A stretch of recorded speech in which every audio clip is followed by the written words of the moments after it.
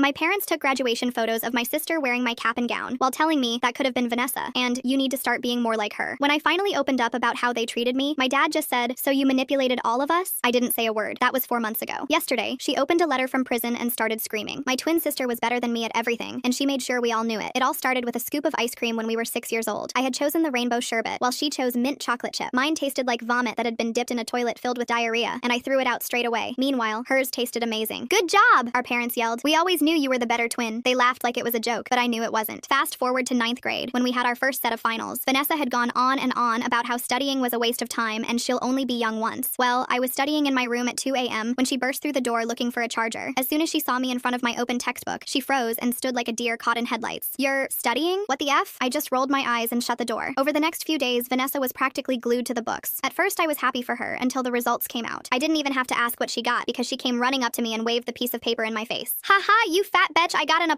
Let me see what you got." I showed her my A and she bent over from how hard she was laughing. "I effing knew I was smarter than you." But the worst part came later, when we were all at the dinner table. My sister whipped out a laminated copy of her exam paper. My parents didn't even wait to ask me what I got before singing her praises. Meanwhile, our dad was beaming with pride. "I got an A," I whispered when the kitchen got a little quieter. "You need to start being more like Vanessa," my mom instantly responded. From there, I started to isolate myself from the family. I'd spend all my time at home with our black cat Midnight and culled any urge to talk to them. So by the time college applications came around, I was practically buzzing with excitement to finally move out. Vanessa was beside me when she got the email from her dream college. She was bouncing up and down on the chair faster than a trained window girl. There it was, in plain red Arial font. Rejected. I could see the light in her eyes die out. After just 10 seconds of crying, she turned to me to ask a question. "Can you tell mom and dad that you accidentally deleted my acceptance email, and that's the reason I didn't go?" I sighed. "I don't know." "Thanks. You're the best," she interrupted. For the next few weeks, Vanessa was less mean to me than usual to thank me for the favor. We were sitting at the dinner table a few weeks later when I asked her to pass the carrots. "Why would I pass you anything, you conniving bitch?" she screamed. I slowly rubbed my temples, bracing myself for what was to come. Mom Daisy, my name, deleted my college acceptance email, and I missed the deadline to accept. My mom's fork clattered on her ceramic plate. My dad spit out his Dasani water. "We always knew you were jealous of Vanessa, but we never thought you would take it this far," my dad said with full confidence. I didn't talk to them much after that, because we couldn't even get through a full sentence without them bringing up the college email. And when I finished high school, moving out was a no-brainer. I never even bothered coming home for the holidays, and talking to my parents was too frustrating, so I didn't do that either. Instead, I just ordered them gifts on Amazon for their birthday and Christmas. And since Vanessa never went to college, I'd get her something too. Fast forward to 4 years later when I finished university. I invited them all to my graduation, and it was the first time I had seen them in years. I met them for photos after receiving my diploma. "That could have been Vanessa," was the first thing my mom said to me. I pinched the bridge of my nose. "Yeah, the diploma should be mine," Vanessa added. They then proceeded to take my graduation gown and cap and put it on Vanessa to take pictures of her instead. They were looking back at the photos I took when Vanessa noticed something odd. "Wait, why does your diploma say Vanessa on it?" she asked, squinting at the photo. My blood ran cold. "What are you talking about?" I grabbed my phone to zoom in. There it was, clear as day. My diploma had her name on it. My parents looked confused. "That's strange," my dad said slowly. That's when the university registrar walked by and recognized me. "Oh hey, I remember you. You're the one who's been paying double tuition all these years. How's your sister doing with her online degree?" My jaw dropped. "What online degree?" The registrar looked confused. "The one you've been submitting assignments for, under her name? You said she was too sick to attend in person but wanted the degree?" Vanessa's face went from smug to shocked. "You've been taking classes for me?" The pieces clicked. Every Amazon gift I sent, every birthday present, she thought they were from our parents, because they had been sending me money for 4 years. Money they thought was going to Vanessa's medical bills and online tuition. Money I'd been using to secretly give her a degree while getting my own. "I wanted to give you everything you thought you deserved," I said quietly, "but I also wanted them to see what I could do." My mom grabbed my arm. "You mean we've been funding both of you through college?" Vanessa started hyperventilating. "So I actually have a degree, but I didn't earn it? And you made mom and dad think what?" I asked innocently. "That their money was well spent? That their favorite daughter got what she wanted?" My dad's face was turning purple. "You manipulated all of us?" But that wasn't even the worst part. The registrar was still standing there, looking increasingly uncomfortable. "Actually, I should mention, there's been an issue with your account. Someone's been making fraudulent charges with your student ID." The next day, I went to check my bank account to see if I could pay to get my graduation gown ironed, and that's when I saw it. My account had been drained on useless shy tea. $213 at the Container Store, $370 at Chuck E. Cheese. But here's the thing. Those charges were made with my student ID, the same one I'd been using to submit Vanessa's assignments, the same one only 3 people had access to. Me, the university, and whoever I'd been sharing those assignment logins with. I stared at my laptop screen, my hands trembling as I scrolled through the transaction history. Each charge felt like a punch to the gut. $147 at a nail salon, $89 at a bubble tea shop, $423 at some boutique clothing store I'd never heard of, all made with my student ID number. My mind raced as I pieced together what must have happened. Every time I logged into the university portal to submit Vanessa's assignments, I'd saved the credentials on my laptop for convenience. She must have figured out how to access them somehow. Maybe during one of those rare holiday visits when I'd left my laptop open. Or maybe she'd guessed my password. I'd stupidly used our childhood pet's name. I grabbed my phone and started documenting everything. Screenshots of every transaction. Dates, times, amounts. The evidence was overwhelming. Over $8,000 in fraudulent charges over the past 6 months. months. My savings, my emergency fund, even the money I'd set aside for a security deposit on a new apartment. All gone. The irony wasn't lost on me. I'd spent 4 years secretly giving my sister the education she claimed to deserve, and she'd repaid me by stealing everything I had left. My parents were still standing there in their graduation attire, processing what the registrar had revealed. Mom's face had gone from confused to furious, but I could tell she was still trying to find a way to blame me for this mess. Dad cleared his throat. So, you're telling us that you've been lying to us for 4 years, taking our money under false pretenses? I almost laughed. Of course that's what they'd focus on. Not the fact that I'd earned 2 degrees simultaneously. Not the fact that Vanessa had been stealing from me. Just that their precious money hadn't gone where they thought. The money went exactly where you wanted it to go, I said calmly. To Vanessa's education. I just made sure I got one too. Vanessa had gone pale. She kept opening and closing her mouth like a fish, trying to form words that wouldn't come. For once in her life, she had nothing to say. The registrar excused himself awkwardly, mumbling something about needing to file a report with campus security. As he walked away, I noticed him pulling out his phone, probably to alert someone about the fraud situation. We need to talk about this somewhere private, Mom hissed, glancing around at the other families taking graduation photos nearby. Heaven forbid anyone see our perfect family having a crisis. We ended up in a small coffee shop just off campus. The cheerful barista tried to make small talk, but one look at our faces shut that down quickly. We sat at a corner table, the silence thick enough to cut with a knife. Vanessa finally found her voice. You had no right to enroll me without my knowledge. That's identity theft. The audacity of her statement made my eye twitch. Really? You want to talk about theft right now? She crossed her arms defensively. I don't know what you're talking about. I pulled out my phone and showed her the screenshots. Her face went from pale to bright red as she scrolled through transaction after transaction. This must be a mistake, she stammered. Maybe someone hacked your account or something. Someone did, I said flatly. You. Mom snatched the phone from Vanessa's hands, her eyes widening as she saw the evidence. Dad leaned over her shoulder, his expression darkening with each swipe. Vanessa, tell me you didn't do this, Mom said, but her voice lacked conviction. Even she couldn't ignore what was right in front of her. Vanessa's bottom lip started trembling, her go-to move when she was caught doing something wrong. I was going to pay it back. I just needed some money for things. You don't understand what it's been like watching Daisy go off to college while I was stuck at home. Stuck at home? I couldn't help the bitter laugh that escaped. You told them you didn't want to go to college. You said studying was beneath you. Because I knew I wouldn't get in anywhere, she exploded. Do you know how embarrassing it was to be rejected from every single school I applied to? At least if I pretended I didn't care, I could save face. The admission hung in the air between us. For the first time in my life, I saw my sister for what she really was. Not the confident, superior twin who had everything handed to her, but a scared, insecure person who'd built her entire identity on being better than me. Dad set down his coffee cup with a sharp clink. So let me get this straight. Vanessa, you lied about not wanting to go to college. You stole thousands of dollars from your sister. And Daisy, you've been deceiving us for 4 years, taking our money to fund this elaborate scheme. It wasn't a scheme, I protested. I was trying to help her, and myself. For once in my life, I wanted to achieve something without being compared to her, without being told I wasn't good enough. Mom's face crumpled slightly. We never said you weren't good enough. You said it every single day, I shot back. Every time you compared us. Every time you took her side without even asking for mine. Every time you believed her lies without question. Like the email thing, Dad said slowly, the pieces finally clicking for him. Vanessa, you lied about Daisy deleting your acceptance email? Vanessa squirmed in her seat. It was just easier than admitting the truth. And we believed you, Mom whispered. We didn't even question it. The weight of 22 years of favoritism seemed to crash down on them all at once. I watched as they finally saw what their blind preference had created. One daughter who felt entitled to take whatever she wanted, and another who'd learned to work in the shadows just to be seen. I need that money back, I said firmly. All of it. I have student loans to pay, and I need to find an apartment. Vanessa's trembling lip act ramped up. I don't have it. I spent it. Then you'll have to figure out how to get it, I replied. Get a job. Sell your stuff. I don't care how you do it, but you're paying me back every penny. Mom, Dad, tell her she's being unreasonable, Vanessa pleaded, turning to our parents with desperate eyes. But for once, they didn't immediately jump to her defense. Dad rubbed his temples, looking older than I'd ever seen him. No, Vanessa. You stole from your sister. You need to make this right. The shock on Vanessa's face was almost comical. In 22 years, I don't think our parents had ever taken my side in anything. But she tricked all of us, Vanessa sputtered. She's been lying for years. So have you, Mom pointed out quietly. The difference is, Daisy's lies were trying to help you. Yours were only helping yourself. I gathered my things, suddenly exhausted by the whole confrontation. I'm going to the police station to file a report about the fraud. Vanessa, you have 1 week to come up with a payment plan, or I'm pressing charges. You wouldn't dare, she gasped. Try me, I said, meeting her eyes steadily. I've spent 4 years earning 2 degrees while you were sitting at home using my money to fund your lifestyle. I'm done being the family doormat. As I stood to leave, Dad called after me. Daisy, wait, we need to talk about all of this. As a family. I paused at the coffee shop door. We haven't been a family in a long time. Maybe if you'd noticed that sooner, none of this would have happened. The walk back to my dorm room felt surreal. Other graduates were celebrating with their families, taking pictures, popping champagne. Meanwhile, I'd just blown up my entire family dynamic in a single afternoon. My roommate, Catherine, was packing up her side of the room when I got back. She took one look at my face and immediately stopped what she was doing. Oh no, what happened? Did your family not show up? They showed up, I said, collapsing onto my bed. That was the problem. I gave her the abbreviated version of events. Her eyes got wider with each revelation, until she was practically bug-eyed by the end. Wait, so you earned 2 degrees? At the same time? That's insane. Insanely stupid, maybe. I muttered. I thought I was being clever, but all I did was enable her more. Catherine sat down next to me. No, you tried to help your sister while also helping yourself. That's not stupid. That's survival. And now she's shown her true colors by stealing from you. $8,000, I said, the number still making me feel sick. That's everything I saved from my work-study job and summer internships. You have all the evidence, right? The transaction records? I nodded. Screenshots of of everything. Plus, the university has records of which ID was used for each purchase. Then you've got her, Catherine said firmly. She can't wiggle out of this one. But I knew my sister. Vanessa had spent a lifetime perfecting the art of playing the victim. Even caught red-handed, she'd find a way to make this my fault somehow. My phone buzzed with a text from Mom. We're at the hotel. Can we please talk tomorrow? Just the four of us? I stared at the message for a long moment before typing back. Fine, but I'm not changing my mind about the police report. Another buzz, this time from Dad. We understand. We have a lot to discuss. And then, surprisingly, one from Vanessa. I'm sorry. 2 words. That's all she wrote. In 22 years, I couldn't remember her ever apologizing to me for anything. I didn't respond. 2 words didn't erase $8,000 or years of emotional manipulation. That night, I lay in my narrow dorm bed for the last time, staring at the ceiling. Tomorrow, I'd have to pack up my life here, figure out where to go next, deal with my family, file a police report against my own sister. The diploma, Vanessa's diploma, sat on my desk, mocking me. I'd thought I was so clever, secretly earning her degree while earning mine, proving I could do twice what she could, but all I'd really done was give her another tool to use against me. My phone lit up with an email from the university's financial aid office. My heart sank as I read it. They were investigating the fraudulent charges and had frozen my account pending review, which meant I couldn't access my final financial aid disbursement. Money I desperately needed now that my savings were gone. I wanted to scream. Even in defeat, Vanessa had found a way to hurt me one more time. The morning brought no relief. I woke to 17 missed calls from Mom and a string of increasingly frantic texts. Catherine had already left for her own family celebration, leaving me alone to face whatever fresh manipulation awaited. I dragged myself to the hotel lobby where my family had agreed to meet. They sat clustered around a small table near the continental breakfast, looking like they hadn't slept. Good, neither had I. Mom immediately launched into her prepared speech about family loyalty and forgiveness. I let her talk while I mechanically spread cream cheese on a stale bagel. Dad kept clearing his throat, trying to add supportive comments. Vanessa sat silently, her eyes red-rimmed and puffy. When Mom finally paused for breath, I pulled out my laptop and opened the spreadsheet I'd created during my sleepless night. Row after row of fraudulent charges, color-coded by category. The total at the bottom made Mom gasp. Vanessa's hands shook as she scrolled through the evidence. Each transaction had been cross-referenced with the university's records, showing exactly when and where my student ID had been used. The nail salon charges coincided with photos she'd posted on social media. The boutique purchases matched outfits she'd worn to family dinners. Dad's face grew darker with each revelation. He grabbed the laptop and studied the data like he was reviewing a business report. His jaw clenched when he saw charges at restaurants where Vanessa had claimed to be treating friends with birthday money from Grandma. The breakfast crowd thinned around us as the morning wore on. Hotel staff began clearing tables, shooting curious glances at our tense huddle. Mom kept trying to minimize the situation, suggesting maybe some charges were legitimate, maybe there was a misunderstanding. I pulled up my bank statements next. The contrast was stark. While Vanessa had been draining my account for shopping sprees, I'd been surviving on ramen and peanut butter sandwiches. My grocery bills never exceeded $30 a week. Meanwhile, she'd spent twice that on a single lunch. Vanessa finally broke her silence, launching into an elaborate story about how she'd only meant to borrow the money temporarily. She claimed she'd been planning to pay it back once she got her life together. The tears flowed freely as she described feeling lost and purposeless while I was away at college. I let her performance run its course, then calmly presented the timeline I'd constructed. The thefts had started 6 months ago, right after she'd gotten access to my laptop during Thanksgiving. She'd systematically tested small amounts first, then escalated when I didn't notice. Mom tried a different approach, suggesting we handle this privately without involving authorities. She offered to pay me back herself if I'd just drop the whole thing. The desperation in her voice revealed her real fear. Not that Vanessa had stolen, but that people might find out. I refused. This wasn't about the money anymore. It was about 22 years of being gaslit, manipulated, and treated like a second-class family member. If they wanted to resolve this privately, Vanessa would need to take responsibility. Dad surprised me by agreeing. He turned to Vanessa and demanded she explain exactly how she'd accessed my accounts. She reluctantly admitted to installing keylogging software on my laptop during that Thanksgiving visit. She'd been tracking every password, every login, every online movement for months. The violation felt worse than the theft. While I'd been writing papers for her, submitting assignments to help her get a degree, she'd been spying on me, planning her theft, waiting for the right moment to strike. Mom's phone rang, interrupting our confrontation. Her face went white as she listened. She handed the phone to me with trembling fingers. It was the university's fraud department. They'd completed their preliminary investigation and needed to discuss next steps. The investigators' words hit like cold water. Not only had they confirmed the fraudulent charges, but they'd discovered something else. Someone had been attempting to change the name on my degree. The request had been submitted just hours after graduation, using my compromised login credentials. I stared at Vanessa in disbelief. She couldn't even let me have my own achievement. Even after I'd secretly earned her a degree, she wanted to steal mine too. The investigator explained that the request had been flagged and denied, but they needed to verify I hadn't authorized it. After confirming the fraud, I hung up and faced my family. Mom had gone silent, finally unable to defend the indefensible. Dad looked like he'd aged 10 years in 10 minutes. And Vanessa? She'd dropped the victim act and glared at me with pure hatred. She accused me of ruining her life by giving her a degree she didn't earn, claimed I'd set her up to fail by making her look incompetent. The mental gymnastics required to twist my gift into an attack left me speechless. I packed up my laptop and evidence, preparing to leave. Dad asked where I was going. I told him I had an appointment at the police station. The panic that flashed across Vanessa's face was almost satisfying. Mom begged me to reconsider, offering increasingly desperate bribes. She'd pay for graduate school, buy me a car, give me whatever I wanted if I'd just protect the family reputation. Each offer felt like another slap, proof that they'd always had the means to support me but chose not to. I left them sitting in that hotel lobby and walked to the police station. The officer who took my report was thorough and professional. She recognized the seriousness of identity theft and financial fraud, especially given the family dynamic. She gave me a case number and said a detective would follow up within 48 hours. Back at my dorm, I found an email from Catherine. She'd left her her mini fridge and microwave for me, knowing I'd need them. The small kindness from someone I'd known for 4 years meant more than anything my family had done in 22. I spent the afternoon packing my belongings into boxes. Each item held memories of struggling through college alone. The desk lamp I'd bought at a thrift store, the blanket I'd sewn from clearance fabric, the textbooks I'd shared with classmates because I couldn't afford my own. My phone buzzed constantly with messages from family members I hadn't heard from in years. Somehow word had spread about the situation. Aunts and uncles who'd never bothered to check on me suddenly cared deeply about family unity. Each message followed the same pattern: concern, manipulation, then anger when I didn't respond. Evening brought an unexpected visitor. Vanessa stood outside my dorm, mascara streaking down her cheeks. She'd come alone, she said, to talk sister to sister. I almost shut the door in her face, but curiosity won. What new manipulation had she concocted? She tried every trick in her arsenal. Reminded me of childhood memories, times when we'd been close. Claimed she'd been protecting me from our parents' worst favoritism. Even suggested that stealing from me had been a cry for help, that she'd wanted to get caught. I let her exhaust herself, then showed her the email from the university about the attempted degree change. The last shred of pretense fell away. She admitted she'd planned to claim my degree as hers, to finally have something she'd earned herself. The twisted logic made my head spin. When manipulation failed, she turned to threats. She'd tell everyone I was mentally unstable, claim I'd forced her to take online classes against her will, destroy my reputation before I could build one. The mask had finally slipped completely, revealing the narcissist beneath. I recorded the entire conversation on my phone, another piece of evidence for the growing pile. When she realized I wasn't backing down, she switched tactics again. Now she was the victim of my elaborate scheme to humiliate her. I'd planned this all along, she claimed, to destroy her at her moment of triumph. The delusion was complete. In her mind, my graduation had been her moment. My achievement was her triumph. My degree belonged to her simply because she wanted it. The entitlement ran so deep she couldn't comprehend a world where I existed independently of her shadow. I finally asked the question that had haunted me for years. Why? Why did she need to be better at everything? Why couldn't we both succeed? Her answer chilled me. Because if I succeeded, it meant she wasn't special. Our parents' love had always been conditional, and she'd learned early that being better than me was the condition. The revelation reframed our entire childhood. Every competition hadn't been about winning. It had been about survival in her mind. If she wasn't the better twin, she was nothing. Our parents had created this dynamic, and we'd both been trapped in it. But understanding didn't equal forgiveness. She'd had choices. She could have broken the pattern, could have chosen sisterhood over competition. Instead, she'd doubled down, stealing from me even as I tried to help her. Trauma might explain behavior, but it didn't excuse it. I told her to leave. She begged for one more chance, promised to get help, to change. But I'd heard these promises before, after smaller betrayals. The pattern was clear. She'd say anything to avoid consequences, then revert the moment she felt safe. As she left, she turned back one last time. The look she gave me wasn't anger or sadness. It was calculation. She was already planning her next move, the next way to flip this situation to her advantage. I shut the door and added another lock to my growing list of apartment must-haves. That night, I researched restraining orders and identity protection services. The detective called to schedule a formal interview. The university's financial aid office confirmed they'd need additional documentation before releasing my funds. Each step felt like climbing a mountain with weights on my ankles. Mom called repeatedly until I blocked her number. Dad sent a single text saying he was disappointed in how I was handling things. The family group chat exploded with cousins and relatives taking sides. Most sided with Vanessa, buying her version of events without question. Catherine checked in, offering her couch if I needed somewhere to stay after graduation. Her parents had even offered to help with moving expenses. Strangers showing more kindness than blood relatives. The irony wasn't lost on me. I made lists of everything I needed to do: file paperwork with the university, meet with the detective, find an apartment, start job hunting. Each task felt overwhelming alone. Together they seemed impossible. But I'd accomplished impossible things before. The next morning brought new complications. The university had placed a hold on both degrees pending investigation. Even though they'd confirmed I'd earned mine legitimately, the intertwined nature of the fraud meant everything needed review. My transcripts were temporarily unavailable, jeopardizing the job interviews I'd scheduled. I met with university administrators who peppered me with questions. How had I managed to complete 2 degrees? Why had I hidden this from officials? Did I understand the seriousness of identity fraud, even with good intentions? Each question felt like an accusation. They showed me Vanessa's academic record, the one I'd built for her. Perfect grades in every class, dean's list every semester, glowing comments from professors who'd never met her. I'd created an idealized version of her, the student she could have been if she'd tried. The administrators struggled to understand why I'd done it. The complexity of family dynamics, years of emotional manipulation, the desperate need to prove myself while also protecting her. None of it translated well to bureaucratic forms and policy violations. They decided to launch a full investigation that could take months. In the meantime, both degrees would remain in limbo. I walked out of that meeting feeling like I'd lost everything. My clever plan had backfired spectacularly, trapping me in a mess of my own making. Vanessa, meanwhile, had launched her own campaign. Social media posts about her struggles with a jealous sister, carefully edited screenshots that removed context, photos of her crying, looking beautifully tragic. The narrative she spun was compelling. The overlooked sister finally getting recognition, only to have it stolen by a vindictive twin. People who'd never spoken to me in years suddenly had strong opinions about my character. Former classmates shared stories of my competitive nature that had never happened. Distant relatives posted about family values and forgiveness. The court of public opinion had rendered its verdict without trial. I documented everything, adding to my evidence folder. The detective had warned me this might happen. Perpetrators often tried to control the narrative when cornered. She advised me to stay quiet, let Vanessa hang herself with her own words. Every lie she posted was another piece of evidence. But staying quiet while my reputation burned felt impossible. I watched friends disappear from my social media. Professional connections severed ties. The job interviews I'd worked so hard to secure were mysteriously canceled. Vanessa's scorched earth campaign was working. Dad finally called from a different number. He sounded tired, defeated. He asked if I'd I'd consider mediation instead of pressing charges, a neutral third party to help us work through the situation. I almost laughed at the suggestion that anyone could be neutral in this disaster. I asked him directly, did he believe Vanessa had stolen from me? The pause before his answer told me everything. Even with mountains of evidence, even with her confession, he still wanted to believe his favorite daughter was innocent. The golden child could do no wrong, even when caught red-handed. That's when I realized the truth. This wasn't about the money or even the degrees. This was about a fundamental inability to see me as equal to Vanessa. No amount of achievement would change that. I could earn 100 degrees, and they'd still see her as the special one. I hung up and made a decision. I wouldn't just file charges. I'd pursue this to the fullest extent possible. Not out of vengeance, but out of self-preservation. If I backed down now, I'd spend the rest of my life in Vanessa's shadow, forever the lesser twin who should be grateful for scraps. The detective called with updates. They'd subpoenaed additional records and found more fraudulent activity. Vanessa had been testing my credit cards too, making small purchases to see what she could access. The investigation was expanding beyond simple theft to full-scale identity fraud. I met with a lawyer who specialized in family financial crimes. She'd seen cases like this before. Family members who felt entitled to take what they wanted from relatives. The patterns were predictable. Escalation, denial, manipulation, then playing victim when caught. Vanessa was following the playbook perfectly. The lawyer explained my options. Criminal charges would mean a trial, public records, possible jail time for Vanessa. Civil court could recover damages but would drag on for years. Mediation might preserve family relationships, but rarely resulted in real accountability. Each path had consequences I'd have to live with. I chose the criminal route. The lawyer warned me about family backlash, how these cases often destroyed relationships permanently. I almost laughed. What relationships? The ones where I was tolerated as long as I stayed inferior, where my achievements were dismissed and my struggles ignored? That evening, I found a letter slipped under my door. Mom's handwriting, pages of emotional manipulation disguised as maternal concern. She wrote about family legacy, about forgiveness, about how this would affect future generations. Not once did she acknowledge what Vanessa had done to me. The letter ended with an ultimatum. Drop the charges and be welcomed back to the family, or proceed and be cut off forever. No inheritance, no family gatherings, no relationship with future nieces or nephews. The choice was mine, but choose wisely. I photographed the letter for my lawyer. Witness intimidation, she called it. Another charge to add to the growing list. Mom had just made things worse for Vanessa by trying to protect her. The pattern of enabling had become criminal conspiracy. Catherine returned from her family celebration with food and moral support. She listened to the whole saga, shaking her head at each new development. Her family had offered to be character witnesses if needed. People who'd known me for 4 years versus blood relatives tearing me down. The contrast was stark. We stayed up late planning my next moves. She helped me search for apartments in cities where I had no family connections, places where I could start fresh, build a life without the twin shadow following me. The freedom felt both terrifying and exhilarating. Morning brought a call from the university. They'd made a preliminary decision. My degree would be released once I provided additional documentation proving I'd completed the work myself. Vanessa's degree would be revoked entirely. The registrar sounded apologetic but firm. Academic integrity had to be maintained. I spent hours gathering evidence of my attendance, my work, my legitimate claim to the education I'd earned, professor recommendations, attendance records, drafts of papers showing my writing process. Building a case for my own achievements felt surreal but necessary. The detective called with more bad news. Vanessa had hired a lawyer and was claiming coercion. She alleged I'd forced her to take the money, that it was payment for emotional damages from years of psychological abuse. The audacity of the accusation left me breathless. Her lawyer had crafted a narrative where I was the manipulative twin who'd set up an elaborate trap. The secret degree wasn't a gift, but a weapon, designed to humiliate her. The money wasn't theft, but compensation she deserved. Every generous act reframed as calculated cruelty. I provided the detective with years of evidence to counter her claims. Text messages where she'd bragged about not needing college. Social media posts mocking education. Photos from family gatherings where I'd been literally cropped out. The real story was documented in painful detail. The investigation expanded as more evidence surfaced. Vanessa had been telling people for years that she was attending online college. She'd created elaborate lies about her studies, her grades, her academic struggles. My secret gift had actually validated her lies, making her look truthful instead of deceptive. Friends of hers reached out, confused by the revelations. They'd believed she was a dedicated student juggling online classes with family obligations. Some were angry about being deceived. Others defended her, claiming she must have had reasons. The divide in opinions mirrored my family's split. I focused on practical matters to avoid drowning in emotional chaos. Apartment applications, job searches, planning a life beyond this mess. Each small step forward felt like a victory against the gravity of family dysfunction trying to pull me back. The university finally released my degree after extensive verification. Holding the diploma with my own name felt anticlimactic after everything. What had started as a proud achievement had become evidence in a criminal case. The joy of graduation had been thoroughly poisoned. Vanessa escalated her public campaign. She posted childhood photos of us, carefully selected to show her as the protective big sister. Never mind that we were twins, or that most photos showed her getting first choice of everything while I stood in the background. The revisionist history was breathtaking. Mom joined the social media battle, posting about the importance of family loyalty. She shared quotes about forgiveness, about blood being thicker than water. Each post was a thinly veiled attack on my character, painting me as the ungrateful daughter who'd betrayed family values. Dad remained largely silent online but worked behind the scenes. Relatives called with his talking points, urging me to consider the family reputation. Business associates of his mentioned how unfortunate family disputes could be. The pressure campaign was coordinated and relentless. I documented everything for my lawyer. The harassment, the intimidation, the attempts to manipulate me into dropping charges. What had started as simple theft had evolved into a complex web of criminal behavior. Vanessa's attempts to avoid consequences were creating worse consequences. The detective informed me they'd frozen some of Vanessa's assets pending investigation. She'd been moving money between accounts, trying to hide resources while claiming threatening poverty. The financial forensics revealed someone very capable of managing money when it suited her purposes. This discovery undermined her entire defense. Someone who could orchestrate complex financial maneuvers wasn't the helpless victim she portrayed. The detective seemed almost impressed by the sophistication of her schemes. I felt sick realizing how long she'd been planning this. My lawyer prepared me for the realities of prosecution: court dates, testimony, cross-examination. Vanessa's lawyer would attack my character, my motives, my mental state. The secret degree scheme would be dissected and portrayed as evidence of my instability. I had to be ready for brutal character assassination, but I also had truth on my side: evidence, documentation, a clear trail of criminal behavior. The prosecutor assigned to the case was experienced with family financial crimes. She'd seen how relatives exploited trust and felt entitled to take what they wanted. She assured me justice was possible. The university completed its investigation and made final determinations. My degree stood validated. Vanessa's was revoked with prejudice, meaning she could never claim those credits. The transcripts I'd built for her were marked as fraudulent. 4 years of work erased with administrative efficiency. She called me screaming when she received the notification. I didn't answer but listened to the voicemail later. Threats, accusations, promises of revenge. She'd destroy my life like I'd destroyed hers. The irony of her claiming I'd destroyed anything while she'd stolen thousands from me was lost in her rage. The next few days brought a cascade of developments that kept me constantly moving. I packed my dorm room while fielding calls from the detective, who needed additional documentation about the keylogger Vanessa had installed. The IT department at the university discovered traces of the software still embedded in my system files, creating a digital trail that led directly back to her. Catherine's parents arrived to help their daughter move out, and they insisted on taking me to lunch. Over sandwiches at a nearby deli, they offered practical advice about dealing with family financial crimes. Her mother worked in banking and had seen similar cases. She helped me understand the importance of freezing my credit and changing every password, not just the obvious ones. The detective called with an update while I was organizing my storage unit. They'd discovered Vanessa had opened credit cards in my name using the information she'd stolen. 3 cards, each with small balances that had gone unnoticed. The fraud ran deeper than just the student ID charges. Each revelation felt like peeling back layers of an onion, revealing more rot beneath. I spent an entire day at the police station providing additional statements. The detective showed me surveillance footage from various stores where my student ID had been used. There was Vanessa, clear as day, swiping my ID at the register. She'd even smiled at some of the cameras, completely confident she'd never face consequences. Mom tried a new approach, sending flowers to my dorm with a card begging for reconciliation. I donated them to the campus health center. Dad left voicemails about family therapy, about healing together. I documented each contact for the restraining order I was now pursuing. Their inability to accept Vanessa's crimes only reinforced my decision to cut ties. The university's final determination arrived via certified mail. My degree was officially cleared and validated. They'd even expedited new transcripts for me, understanding the urgency of my job search. Vanessa's academic record had been completely expunged. 4 years of perfect grades I'd earned for her, erased as if they'd never existed. Catherine helped me load my belongings into a rental truck. Her family had found me a sublease in their city, a small studio apartment where I could start fresh. As we packed, she mentioned that several of our classmates had reached out. Having seen Vanessa's social media posts, they wanted to offer support, knowing the real me versus the character Vanessa had invented. The prosecutor called with news about the case building against Vanessa. With the surveillance footage, digital evidence, and financial records, they had enough for multiple felony charges: identity theft, credit card fraud, and cybercrime charges related to the keylogger. The potential prison time was significant. Part of me felt sick at the thought, but I reminded myself that these were consequences of her choices, not mine. I drove to my parents' house while they were at work to collect the few belongings I'd left there over the years. The house felt like a museum to Vanessa's achievements. Her participation trophies, photos of her at various ages, artwork she'd made in elementary school. My presence had been systematically erased, as if I'd never lived there at all. In what used to be my room, I found boxes of my old things shoved in the closet. Report cards showing consistent A's, science fair projects I'd won, essays teachers had praised, all hidden away while Vanessa's inferior work decorated the walls. I took photos of everything, more evidence of the lifetime of favoritism that had led to this point. The cat, Midnight, found me as I was packing. He was older now, moving slowly, but he remembered me. I spent a few minutes with him, remembering how he'd been my only comfort during the lonely years. I left extra food and water, knowing my parents often forgot about him in their obsession with Vanessa. As I loaded my car, the neighbor across the street came out. She'd watched us grow up and pulled me aside to share something. She'd seen Vanessa coming and going at odd hours recently, loading bags into her car. The neighbor suspected she was hiding assets, preparing for legal troubles. I thanked her and passed the information to my lawyer. The drive to my new city took 6 hours. I used the time to process everything that had happened, planning my next steps. The radio played songs that reminded me of different stages of this journey. By the time I reached the studio apartment, I felt like I was literally driving into a new chapter of my life. The apartment was small but clean, with large windows that let in plenty of light. Catherine and her family had left a welcome basket with essentials. As I unpacked, I realized this was the first space that was entirely mine. No comparison to Vanessa's room, no parents showing preference, just my own place to build my own life. That evening, the detective called with significant news. They'd arrested Vanessa that afternoon. She'd been caught trying to open another credit card in my name at a department store. The clerk had recognized her from the fraud alert and called security. She was being held pending a bail hearing. Mom called me screaming, demanding I drop the charges immediately. I didn't answer, but I recorded the voicemail. She threatened to disown me, to ensure I never saw another penny of family money. The irony of her threats wasn't lost on me. They'd never supported me financially anyway, always claiming they couldn't afford it while funding Vanessa's every whim. I started my job search in earnest, finally able to use my verified transcripts. The response was immediate and positive. Without the cloud of fraud hanging over my education, employers were interested in my double major and high grades. I scheduled 3 interviews for the following week, each offering better opportunities than I'd dared hope for. Catherine introduced me to her local friends, who welcomed me warmly. Over coffee, they shared their own stories of family dysfunction and starting over. One had escaped a controlling mother. Another had cut ties with siblings who'd stolen from her. I wasn't alone in choosing self-preservation over toxic family loyalty. The bail hearing didn't go well for Vanessa. The judge considered her a flight risk given the evidence of hidden assets and her attempt to commit fraud while under investigation. Bail was set high enough that my parents would have to mortgage their house to pay it. The prosecutor called to update me, mentioning that Vanessa had broken down in court, the reality finally hitting her. I received a letter from Dad, handwritten and formal. He acknowledged for the first time that they'd failed me as parents. He admitted to seeing the favoritism, but being too weak to stand up to Mom. He even confessed to knowing Vanessa had problems, but hoping they'd resolve themselves. It was too little, too late, but at least it was acknowledgement. My first job interview went exceptionally well. The company was impressed by my academic achievements and work ethic. When they asked about the gap in my employment history, I simply explained I'd been dealing with family identity theft. They appreciated my honesty and offered me the position on the spot, with a starting salary that would let me live comfortably. Mom made one last desperate attempt, showing up at my apartment unannounced. Catherine was with me when she arrived, providing a witness to what followed. Mom cycled through every emotion: tears, rage, bargaining, threats. When nothing worked, she finally showed her true colors, admitting she'd always resented having twins, that supporting two children had been too hard, so she'd chosen the easier one to love. The confession was devastating but also liberating. It confirmed what I'd always suspected. The favoritism wasn't about our achievements or personalities. It was about Mom's limitations, her inability to love equally. I asked her to leave and not contact me again. Catherine held my hand as we watched her drive away. The criminal case proceeded quickly. Vanessa's lawyer tried to negotiate a plea deal, but the prosecutor held firm. There was too much evidence, too many victims once they'd discovered the credit cards. Other people had been affected by her identity theft schemes. She'd apparently practiced on acquaintances before targeting me. I focused on building my new life. The job was challenging but rewarding. My coworkers knew nothing about my past beyond what I chose to share. For the first time, I was judged solely on my own merits. My supervisor praised my attention to detail, my ability to manage complex projects. Skills I'd developed surviving my family's dysfunction served me well in the corporate world. 3 months after leaving, I received notice that Vanessa had accepted a plea deal. 2 years in prison, followed by probation and mandatory restitution. She'd have to pay back everything she'd stolen, plus damages. The judge had been particularly harsh about the keylogger, viewing it as a severe violation of privacy. Dad sent updates occasionally, respecting my boundaries but keeping me informed. Mom had fallen apart after Vanessa's sentencing. The image of their perfect daughter shattered. She'd retreated into denial. She told people Vanessa was studying abroad, unable to face the shame of having a convicted felon for a daughter. The restitution payments started arriving monthly, garnished from Vanessa's future wages. It would take years to fully repay what she'd stolen, but each check felt like validation. The system had worked. Justice had been served. I wasn't the crazy one for demanding accountability. Catherine remained my closest friend, my chosen family. Her parents invited me to holidays, treating me like another daughter. I learned what healthy family dynamics looked like: support without conditions, love without competition, pride in each other's achievements. Everything I'd never had growing up. A year later, I was promoted at work. My boss mentioned that my ability to handle difficult situations with grace had impressed upper management. The skills I'd learned navigating my toxic family, documentation, evidence gathering, strategic thinking, had translated into professional success. I was thriving on my own terms. Dad reached out on my birthday with news. He and Mom were divorcing. The stress of Vanessa's crimes and imprisonment had broken their marriage. He admitted he should have left years ago, should have protected me better. He was in therapy now, working through his enabling behavior. He hoped maybe someday we could rebuild some kind of relationship. I considered it, but wasn't ready. The wounds were still too fresh, the years of neglect too painful. Maybe someday, after more healing, but not now. I'd learned to protect my peace, to put my well-being first. The guilt that might have once consumed me had been replaced by healthy boundaries. Vanessa wrote me a letter from prison. I recognized her handwriting on the envelope and almost threw it away unopened. Curiosity won. Inside, she'd written pages of self-pity, blaming everyone but herself. She was the victim of circumstances, of my manipulation, of our parents' pressure. No accountability, no genuine remorse. I filed it with my other evidence, proof that she hadn't changed. My life settled into a peaceful routine. Work, friends, hobbies I'd never had time for before. I adopted a cat from the shelter, naming her Dawn, a new beginning. My apartment filled with plants, books, artwork I chose myself. Every decision was mine alone, no longer filtered through the lens of comparison to Vanessa. The financial recovery took time, but I managed it carefully. The restitution helped, but more importantly, I had a good job and no one draining my resources. I built an emergency fund, started investing, planned for a future that was entirely my own. Financial security felt like freedom after years of struggle. 2 years after everything exploded, I received a final update. Vanessa was being released early for good behavior. She'd be on probation, required to maintain employment, and continue restitution payments. Dad warned me she might try to contact me, but I was prepared. The restraining order was still in effect, and I'd moved twice since she'd last known my address. I felt nothing when I heard about her release. No fear, no anger, just indifference. She'd become a stranger to me, someone who'd once been central to my life but no longer mattered. The opposite of love wasn't hate, it was apathy. I'd reached that point, finally free from her shadow. My chosen family celebrated my achievements with genuine joy. Catherine threw a party when I bought my first house. Her parents helped me move, her father teaching me basic home maintenance. These people who shared no blood with me showed more love and support than my biological family ever had. The house was small but perfect for me. 3 bedrooms, one for me, one for an office, one for guests. A yard for Dawn to explore safely. Neighbors who knew me as myself, not as Vanessa's twin. I painted the walls colors I loved, hung art that spoke to me, created a space that reflected my own personality. Sometimes I thought about the path that had led me here, the pain of growing up unseen, the years of manipulation, the betrayal that had finally set me free. It hadn't been the journey I'd planned, but it had shaped me into someone strong, independent, capable. I'd survived and then thrived, building a life of my own choosing. The last I heard, Vanessa was working minimum wage jobs, struggling to pay restitution while living with distant relatives. Mom had refused to let her come home, unable to reconcile the criminal with her golden child image. Dad lived alone, trying to rebuild his life in his 60s. The family that had once seemed so powerful, so important, had crumbled under the weight of its own dysfunction. I kept the evidence boxes in my garage, insurance against future manipulation attempts. But mostly, I forgot about them. My life was too full, too rich, too genuinely happy to dwell on the past. I had work I loved, friends who valued me, a home that was my sanctuary. Everything I'd built with my own hands, my own effort, my own determination. The diploma that had started it all hung in my office, my name clearly printed on it. Next to it hung my professional certifications, awards from work, photos with my chosen family, a wall of achievements that belonged to me alone. No shadow of comparison, no need for validation from people who'd never truly seen me. Looking forward, I saw only possibilities. Graduate school if I wanted it, travel to places I'd dreamed of, maybe even love with someone who'd know me as myself. The future was unwritten, unlimited, entirely mine to shape. The girl who'd been invisible for 22 years had finally become visible to the person who mattered most, herself.